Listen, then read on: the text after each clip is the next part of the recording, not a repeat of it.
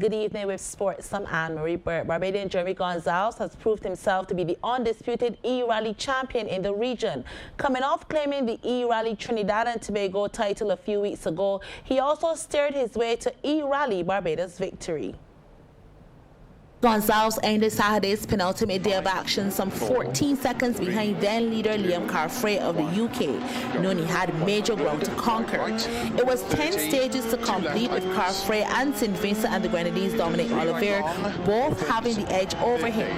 But given the time difference when Gonzalez settled into his seat for the final day's stages, he realized victory was even more in reach as Carfrae crashed out with a punctured tire. So the battle was between him and Olivier.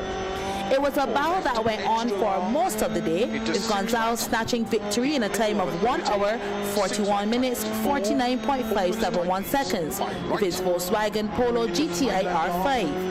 Olivier's time was 15 seconds behind, 1 hour 42 minutes 05.256 seconds. He drove a Ford Fiesta R5, and the UK's Richard Bliss was third, also for Ford Fiesta R5 in 1 hour 42 minutes 44.052 seconds. Now here is how the champion Gonzalez described the final day's driving. And thankfully, after some smooth driving on Saturday, I managed to pull back 3 seconds on Dominic, so I knew I only had really 3 seconds to try and find to win the rally, because Liam he was completely out of run-ins after his puncture. So Sunday morning, the first stage was wet, and somehow or another, I don't know how it happened, it was just an extremely tidy run.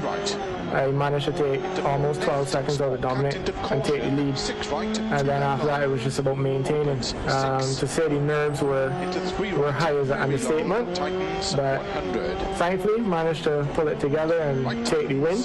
Gonzalez, who is a regular driver with the Barbados Rally Club, said the nerves felt very similar to the feeling he has when he's actually in the driver's seat competing. And having had close calls by spinning out and rolling on the first day of the eSport event, it feels great to be champion. Gonzalez is also the reigning E-Rally Trinidad and Tobago champion driver, and he has his sights set on E-Rally Jamaica, well, once the Carib Rally Club organizers of the online rally events has that as their next assignment.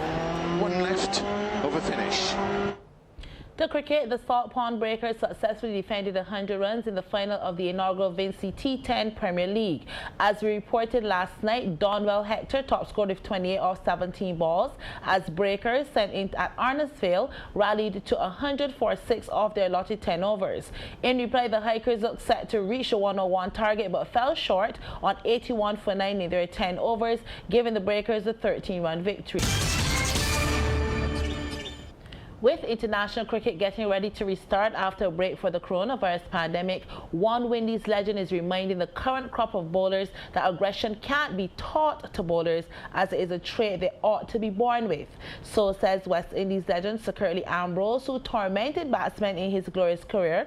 Ambrose said though he was naturally aggressive, it was fellow legendary Antiguan bowler Andy Roberts who encouraged him to embrace it while bowling. Ambrose says the great Windies' size, pace and aggression meant they had no need to sledge opposition batsmen.